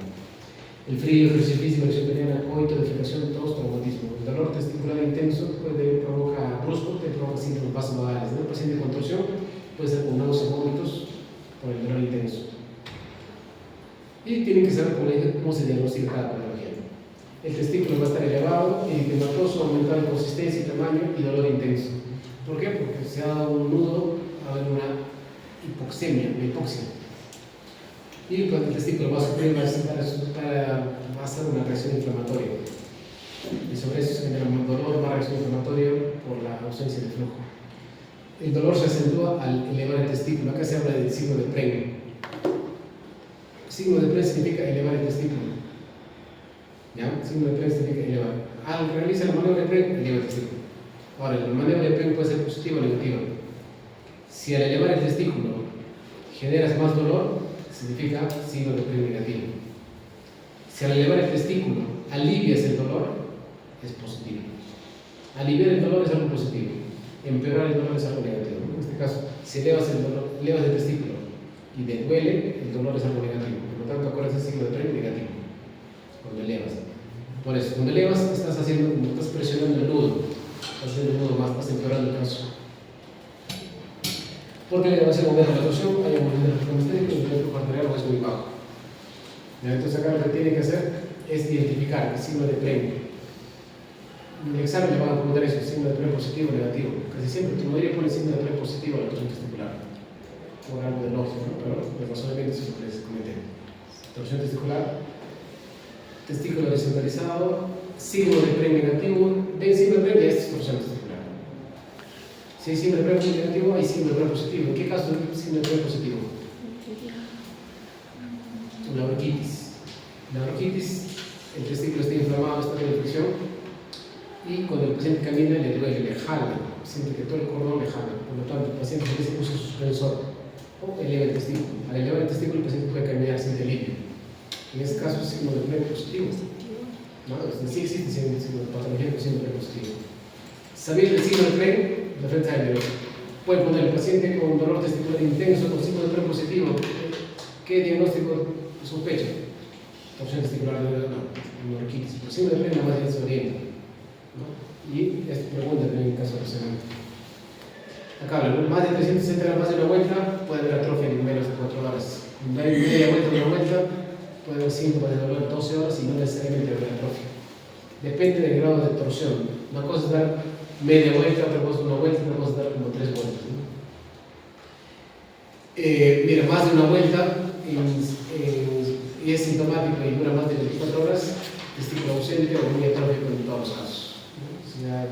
O sea, más de 6 horas ya es un gran compromiso. Cirugía, tratamiento, ¿está, no? La mitad de las pacientes, la anomalía congénita es bilateral. La anomalía congénita del vernáculo, si se rompe en un sitio, la mitad de las 50% de veces se va a romper. Por lo tanto, el tratamiento quirúrgico es orquidopexia en ambos testículos. Orquidopexia bilateral se llama. Abajo habla, ¿no? Menos de 6 horas la viabilidad se preserva en 85% de los casos, más de 12 horas necrosis casi en 100% de los casos. O sea, el tiempo importa. Una buena anamnesis cuando llega el paciente importa para hacer el pronóstico y a veces si es viable o no. Creo que cuando hay una torsión nos interesa el grado de vueltas y tienes que detorsionarlo y darle a ver si es viable. Este es un testículo diferente al testículo que vieron al inicio que estaba negro. Este es viable. A este le hacemos la orquidopexia y agarramos el otro testículo para pexiarlo también. Una orquidopexia bilateral. Y se sabe la función testicular directamente de este paciente. También hay lo que es la torsión delirante y hemorrágica, que genera un dolor testicular intenso, y acá se caracteriza por el signo de punto azul. Duele horrible el escroto, parece que es una torsión testicular, le hacen ecografía Doppler, flujo está normal, llega el flujo arterial normal al cordón, llega al testículo, todo está bien, pero le duele intensamente. Esto dentro del diagnóstico de presente síndrome de escroto agudo. Ves, analizas el escroto y ves un puntito azul marcado. ¿Ves el signo de punto azul? Sospechas la torsión de la hidrática, son de los remanentes, ¿no? El número 1 es el más frecuente, lo tienen que recordar. Hay varios tipos, pero el más frecuente es la hidrática de morgaja, que se puede torsionar. Cuando se torsiona esa cosita, está insignificante y genera dolor. Se necrosa, tienes que operarlo. Saber que para operarlo tienes que diagnosticarlo. Entras, cortas eso, se acabó la cirugía. Una pequeña cauterizada y listo. Pero se identifica el signo de punto azul. Traumatismo de un cambio lo va a hacer con el doctor Chávez, o ya lo hicieron creo con el doctor Sabrera, pero igual. Recordar acá lo que le repetía la primera o segunda diapositiva, ¿no? Lo que le hablaba de la leucemia. Cuando hay traumatismo del escroto, puede haber un traumatismo penetrante. Si es penetrante, de frente sala. Si es contuso o golpe, tiene que ser exploración física y una ecografía. Si la ecografía nos dice que hay una lesión parenquimatosa, o sea, los túbulos seminíferos pueden salir. Si hay lesión de parénquima, significa que la albuginia se ha roto. Si la albuginia se ha roto, sale. Si la albuginia está íntegra, o sea, no hay lesión parénquimatosa, observación. Todo gira alrededor de la albuginia, ¿no? Si es que la albuginia está íntegra, analítica. Si está rota, va a tener lesión parénquimatosa, tiene que entrar a la sala de operaciones. Todo gira alrededor de la albuginia. Igual que el pene. La ruptura cuerpo cavernoso se rompió la albuginia, sala de operaciones. Está dudoso, es una cavernosa, es la integridad del cuerpo cavernoso. Si hay fuga de sangre, está roto la albuginia. Si está roto, sale. Si no está roto, analgésico, ¿no? Ver el informe de la albuginia, ¿no? Te dice qué hace entrar o no entrar a sala. Es lo más importante. Fractura de pene. Vamos a ver, el traumatismo de pene. Acá todo, vamos a repetir, tiene que ver con la integridad o no de la albuginia. En el pene, recordar que en el pene erecto la longilia se adelgaza.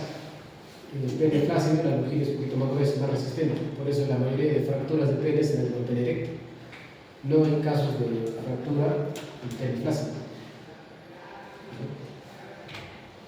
Y ahí está, ¿no?, la fractura del pene. ¿Qué se hace en la fractura del pene? Reducción de yeso. Un besito de pollo, parece. Mucho cabestrillo. Cabestrillo. Claro, el cuello está. No, fracturas se dice porque fracturas significa solución de continuidad, un quiebre. No significa que sea bueno. Fractura que siempre asociamos que hay hueso. En este caso, fractura se asocia a la solución de continuidad, en este caso de la longilia. Todo gira alrededor de la longilia. Bueno, acá es lo mismo que se habla, pero vamos a hablar acá de la parte de la estadística más. Como acá hay repetir, todo se resume en integridad de la longilia. Esta es la estadística donde se ve, ¿no?, que la mayoría de casos es por relaciones sexuales, por el 100% de casos, incluso es más. Es casi todos los casos de relaciones sexuales. Cuando un paciente viene a emergencia, nunca te va a decir, doctor, sabe que tiene relaciones sexuales y tiene esto. Siempre recuerda cada vez un pacientito. Este caso viene, un caso cada 3-4 meses aparece en emergencia.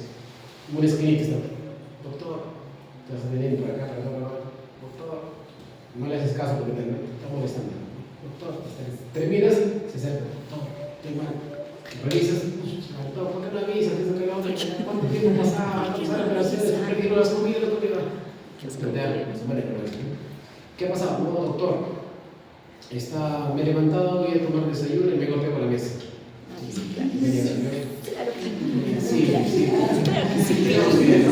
Me debes apuntar, ¿no? Paciente refiere, entre comillas, pues, ¿no?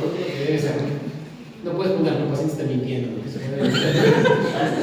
No le creo. Mentiroso. Todos son iguales.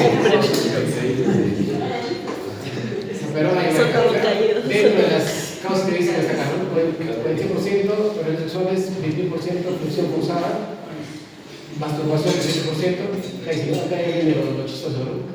8% rodar sobre el pene erecto. ¿Quién rodar sobre el pene erecto?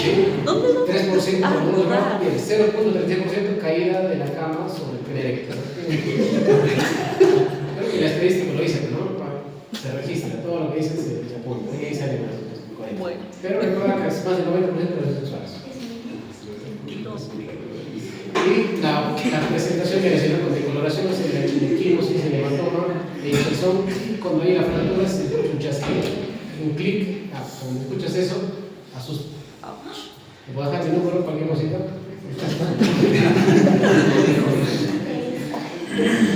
Ahí descuento toda la persona. Y cuando hay fractura, hay curvatura también, ¿no? Y si dependiendo a qué nivel es la fractura, la uretra puede comprometerse, puede uretrorragia. Y así viene, ¿no? Es una fractura más o menos en la base del pene. Hay un clic. Ven por acá, debe estar la fractura.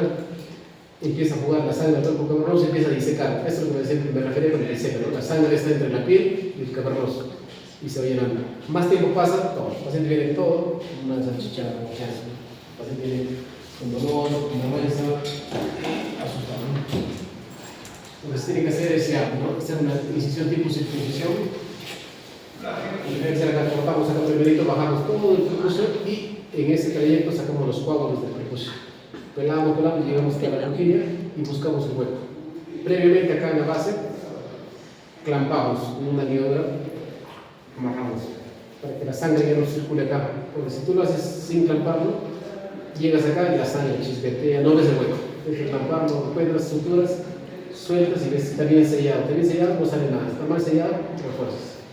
Luego buscas más, hasta la base tienes que pelarlo. No pela acá nomás. Doctora, ¿qué encontré acá nomás? No, hasta abajo. Puede haber una o puede haber otra fractura contralateral, ¿no? Terminas acá, después de 2 horas, otras se hincha, otra vez otra no. Revísalo hasta la base para ver más aperturas de la retina. Y luego recién se abre. Es lleno de coágulos la primera imagen. Totalmente lleno de coágulos. Y tantos coágulos que se deforman, se desvían. La segunda imagen es para buscar la apertura del hueco, tercera radiografías y la última imagen ya lo cierra, como una circuncisión acá. Entonces en eso consiste la fractura. Así que cuidado, muchachos. ¿Sabes? ¿Alguna pregunta? Ya se me quedaron despiertos después de la práctica. De la clase. Doctor, una consulta sobre lo de la criptorquía. ¿Cómo puedo valorar que está atrófico, aparte de que está pequeño el testículo? O sea, ¿cómo puedo valorar que está atrófico para hacer una criptotomía? ¿Se parece? ¿Criptotomía? Ajá. Va a depender mucho de la edad, del contexto. Hay unas valoraciones, ¿no? En la escala de Tanner, ¿no? Hay volúmenes de testículo de acuerdo a la edad, tiene que ser proporcional a la edad. O al testículo contralateral, un testículo en su sitio, pero pues es adultos que viene a ser, el testículo debe ser grande, pero son atrofiados. ¿No? Es que se les ve el cordón y acaba con un muñoncito y eso no va a ser bien. Más que nada es el tamaño, entonces. El volumen, la característica, en este caso, es el diámetro. Ok, gracias. Ahora, un tema que no están vencidos, deben de saber, que es el priapismo. El priapismo de cultura general ya deben de saber. No se le va a preguntar en su examen, no creo, no están vencidos. ¿Qué es el priapismo de erección prolongada y dolorosa sin tener relación con el acto sexual? Es muy raro. Si el paciente viene con el pene erecto, 2-3 días asustado de emergencia. La mayoría viene, se ríe, esto que el otro viene, pero eso genera angustia. ¿Qué pasa? ¿Cómo tiene un pene erecto? ¿Cuál es la novedad? Ya van 2 días que me está doliendo. ¿Has tenido relaciones sexuales? No. La nada es erecta y no hay cómo corregirlo. Esto sucede con pacientes diabéticos, pacientes con anemia y células falciformes, problemas con la sangre. La sangre llega al pene, se llena el cuerpo cavernoso y se estanca, no circula. Al no circular se queda estancado, pero les queda erecto. Hasta que circule nuevamente la sangre. Hay 2 tipos de priapismo: priapismo arterial y priapismo venoso. El arterial es el isquémico de alto flujo, el venoso es el isquémico de bajo flujo.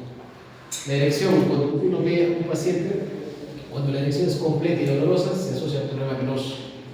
Cuando le haces una ecografía Doppler, no hay flujo, significa que la sangre está estancada, venoso. Le haces un AGA y electrolitos al pene. Hazle un AGA a tu boquita, al pene, y ves si está acidoso. Si la sangre está estancada, hay acidosis. La lisis es que haya, la hemólisis es que haya acidosis, por lo tanto ya nos va brindando hacia un priapismo venoso. Y el tratamiento, si ya todo confirma que es un venoso, es una emergencia. Tenemos que hacer un corte en el glande, hacer que aspirar la sangre desde ahí. No se puede en el glande hacer una tapita de glande, levantarlo directo al cuerpo cavernoso, aspirar. No se puede hacer un shunt que circule con la safena para que pueda llegar. Y vas agotando las medidas. El paciente puede jugar en necrosis, en amputación de pene, bueno, si eso no se maneja adecuadamente. Y si es que la erección es parcial, hay un leve movimiento, digamos, de sangre por el ecodoppler y el AGA es normal, eso no es una urgencia. Va a haber un pene medio flácido, medio erecto, que se observa nada más, no hay grasada, solamente se observa, pero se considera priapismo. Tiene que ser que existe ese término de priapismo. Una vez preguntaron, a todos los doctores les enseñan ese concepto de priapismo, un problema legal en el hospital de parto. Y los neurólogos lo llamaron. El priapismo, ¿qué es? Definido, ¿no? Es lo dije, una erección prolongada, dolorosa, no suena la sexual, la teoría. En un momento me dijo, doctor, ¿qué es esto? Como hacemos clases de acuerdo, el concepto exacto de acuerdo.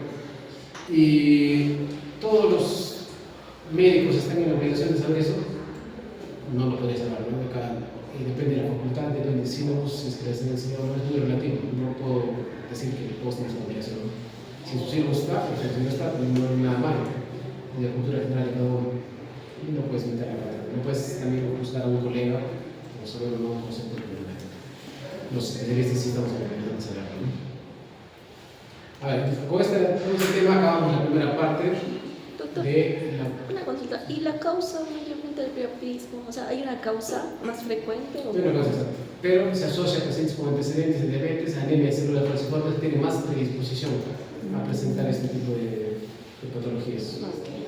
Estamos usando lo que es las inhibidores de la fosfodiesterasa, sildenafilo, tadalafilo, y se detecta muy bien, pero después no baja. Pacientes que tienen anemia celular falciforme, como usan eso, casi siempre terminan. Cuidado muchos.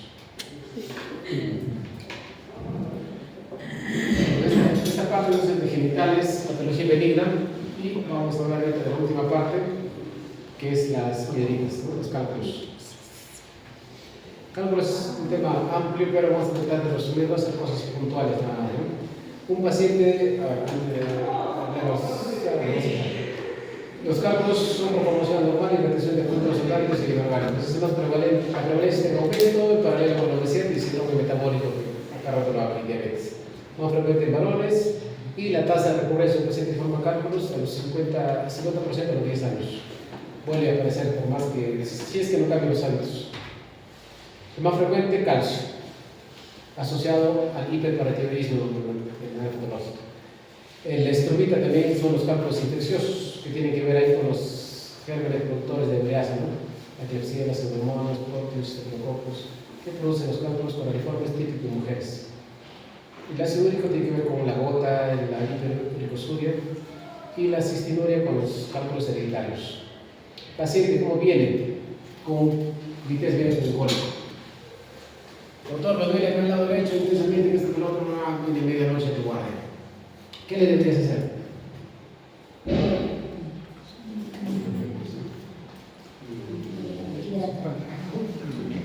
Una interrupción ya le duele.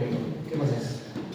No le puede porque sea intocable. Tienes que hacer la interrupción para ver cómo se irradia, ¿no? El dolor es irradiado, ¿cierto?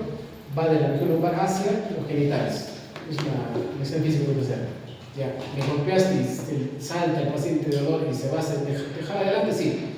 Sospecha. ¿Qué más haces?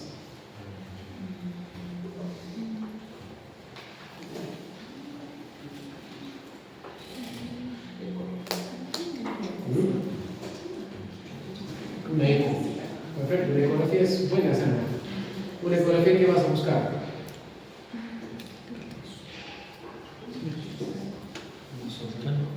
¿Cómo? Sombra. Sombra acústica posterior, ¿no? Claro, la imagen no es un cálculo. Pero lo que buscamos nosotros inicialmente es, hay o no hay hidronefrosis. Lo que te duele no es el cálculo, lo que te duele es la dilatación del riñón, la hidronefrosis. Entonces, primero, me duele fuerte, tengo una hiperpercusión, tengo dolor irradiado. ¿Qué haría? Una ecografía simple. ¿Hay hidronefrosis o no? Hay hidronefrosis. Sí hay dolores sí existe eso. Sí es como un cálculo. ¿El cálculo dónde podría estar? En la pelvis renal, podría estar. Casi siempre va a estar también en la puntura uretropélica, en el ureter, que es lo más frecuente, donde es un poco delgadito, donde se va a atorar. El ureter tiene 3 estrecheces, ¿cierto? Puntura uretropélica, cruce de ilíacos, ingreso a la vejiga. Ahí se atoran las piedras. Se atora una piedra en el camino, la orina viene, no puede pasar porque está la piedra, la orina retrocede, ¿no? Al retroceder el riñón se dilata, hidronefrosis. Y la hidronefrosis va apareciendo. Yo voy a ver la piedra en la ecografía, no, pero voy a ver la hidronefrosis que me avisa que algo abajo está obstruyendo. Si ha sido brusco, cálculo. Si es progresivo, no sospecho. Cálculo siempre es brusco. Y no hay posición que le plane, no hay posición mental que se doble, entonces sí, cuando no. Náuseas, vómitos, síntomas más vagares por la hidronefrosis. Entonces yo veo hidronefrosis, y acá veo, ¿qué tendría que pedir? ¿Qué estudio más exacto pide para ya confirmar la piedra?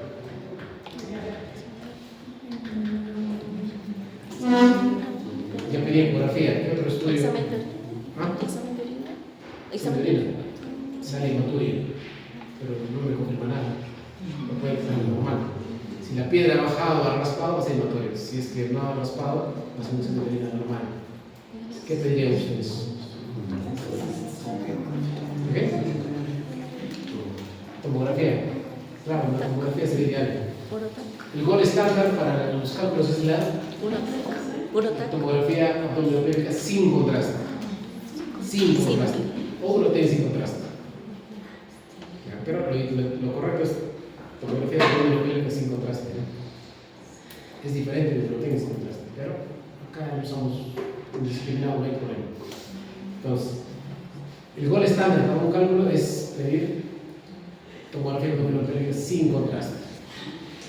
Ya, en la tomografía que me dice cuántas piedras tengo, qué tamaño tengo de piedras, ubicación de la piedra y dureza de la piedra. tengo 5 piedras en el ureter derecho, ya me dijo, ubicación del ureter. Tamaño, mide 15 milímetros. Y la dureza, que me dicen que puede tener una piedra de 15 milímetros en el riñón derecho, 15 milímetros en el riñón derecho, de 300 unidades Hansfield.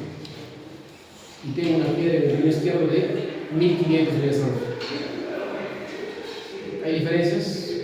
Sin diferencias. Las unidades Hansfield dicen la dureza. Más de 1000 unidades Hansfield es duro, menos de 1000 unidades Hansfield es blando.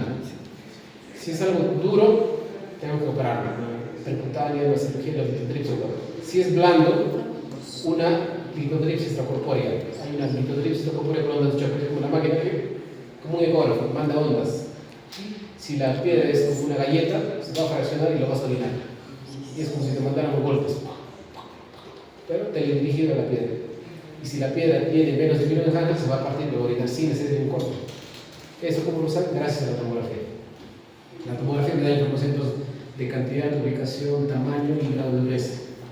Es útil la tomografía, control, sin contraste. ¿Ya? Y una vez que has encontrado eso, ya vamos a hablar de los tamaños para ver cómo es el manejo. ¿Sí? Pero acuérdense cómo viene. El paciente viene con hematuria, con cólico que no calma, lo característico. La etiología, me parece cómo se forman los cálculos, no tiene la fisiopatología. Zonas de calor es lo más frecuente, ¿no? Perú, la zona norte, Piura, todo eso, mucho calor es lo más frecuente. Tiene que ver bastante con el grado de hidratación que tiene uno. ¿Cuál es la cosa más frecuente de cálculo? La baja hidratación. Cuando tu vecino te dice, no, doctora, ¿cuánto de líquido tengo que tomar? ¿Cuánto es? Depende del peso. ¿Cuánto es eso? Peso 80 kilos, ¿cuánto debo tomar? 80 kilos.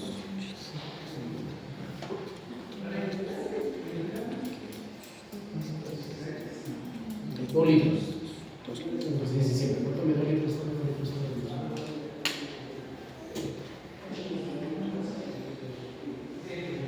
Tiene que ser son cosas básicas que, porque es la pregunta, tengo una reunión familiar, y la doctora, ¿puedes saber esto? ¿Puedes saber esto? Tiene que saber, ¿verdad? A veces sobreentiende, no, hidratación no es suficiente, pero hay cosas que tienes que hablar todavía, ¿no? Se toman 40 centímetros cúbicos por kilo de peso. Si pesa 80, 8 por 4, 3 litros 200 de líquido en general, que incluye todo tipo de líquido, café, sopa, agua, líquido, ¿no? Y es más de que se metaboliza y cualquier arenilla que pueda haber ahí puede contar. Y evita la sobresaturación, la formación de una piedra. Tomas menos, se concentran en los minerales, tomas piedra, crece la piedra, ¿no? Esos son los diferentes tipos de piedra, puede haber en la pelvis, en forma de coral, en la pelvis, en la unión, la juntura ureteropélvica, en el cruce con los ilíacos, con la ureterología, puede haber piedra en la vejiga, en la misma próstata, hay varias indicaciones, ¿no? ¿Cómo es la forma? A propósito del paciente reposa de un momento a otro viene cólico. No hay posición que cambie el dolor, no hay posición antálgica, y el dolor se va de la zona inguinal a la genital, lo típico, lo característico es eso. Y se asocia a un tipo de síndrome vasovagare, 2 segundos. Lo típico es, paciente viene de emergencia con un cólico renal. Un cólico renal derecho viene con un intenso dolor, viene vomitando. Nos mandan interconsulta, estamos con pacientes, terminamos, después de 2 o 3 horas vamos a emergencia. Llegamos y el paciente sigue peor. ¿Cómo está? Estoy peor, desde que venía estoy peor. ¿Por qué? El paciente tú le encuentras con su vía, ¿no?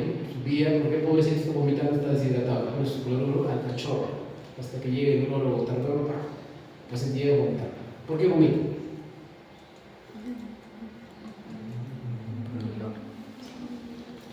Dijimos que puede haber un cálculo, en este caso, ¿no? Puede haber un cálculo acá. La orina va a venir acá, no pasa, la orina retrocede y causa hidronefrosis, ¿cierto? Si el paciente pone una vía, va a orinar un montón, ¿cierto? Va a haber más hidronefrosis en la orina, va a retroceder, va a hincharse más, va a haber más hidronefrosis, más náuseas, más vómitos, por sobrehidratación. Pero es un paciente que tiene cólico renal, ya casi confirmado por la tomografía, por la ecografía, la primera que tiene que ser restricción hídrica, ¿no? 0 líquidos. Orina menos dolor. No, pero pobrecito está vomitando. No está vomitando porque está deshidratado, está vomitando por un síntoma vasovagal como reflejo.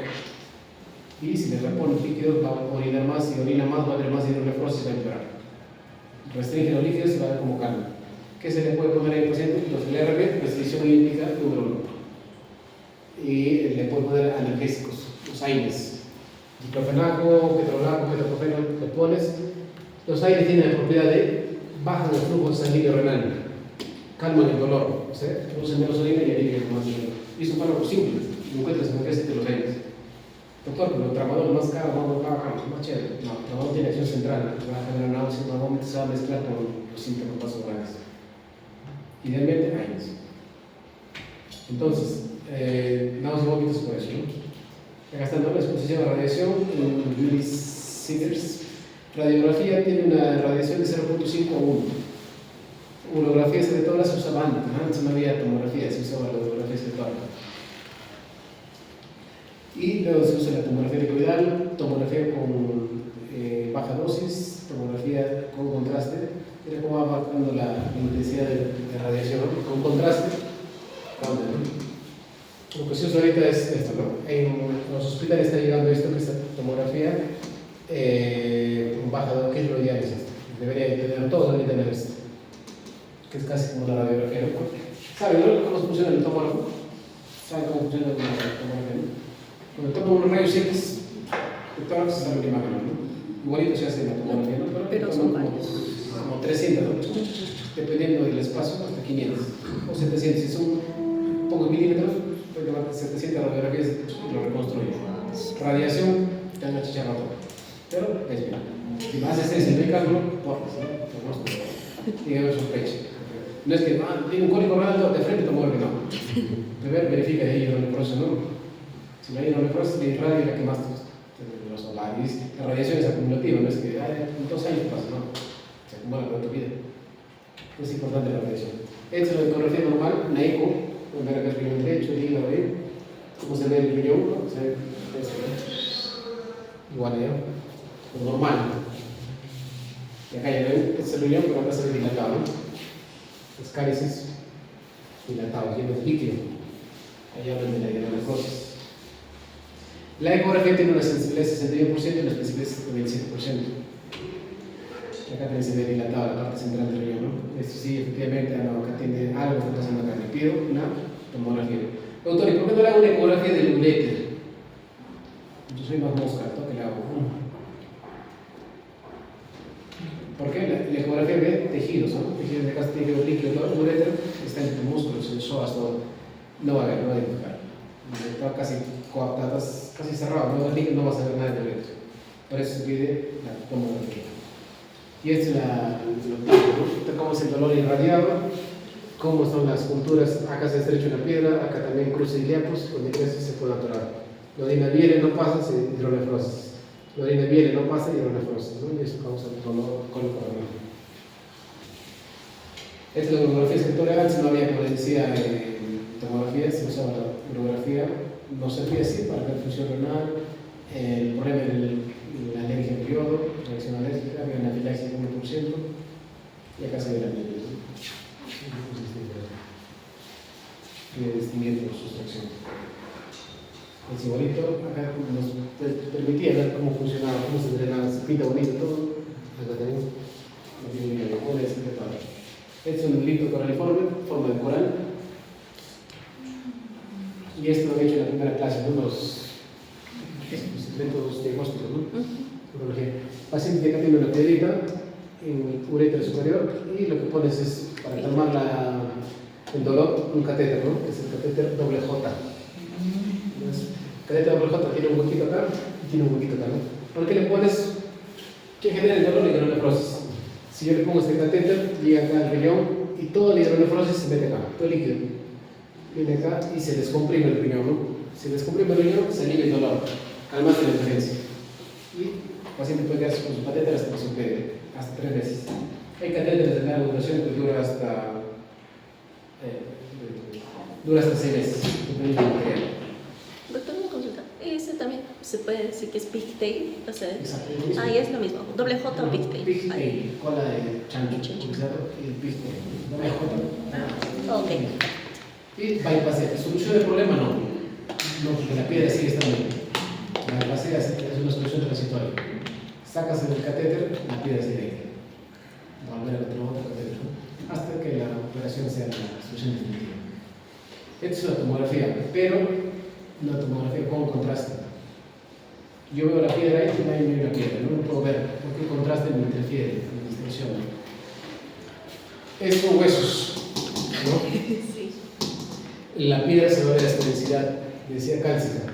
El contraste también tiene densidad cálcica, se ve blanco. Acá puedo ver la piedra y no voy a ver. Digo sin contraste para buscar cualquier tipo de piedra. Acá se ve claramente, esta es la tomografía, ¿sabe cómo está? Sí. El paciente, su cabeza acá, el paciente está derechado, ¿no? Su cabeza está para allá, su está para acá, este es el lado izquierdo, este es el lado derecho, el riñón está acá, el riñón derecho, riñón izquierdo, acá veo, este es el nefrosis, ¿no? Algo le está provocando eso, ¿no? Algo distal.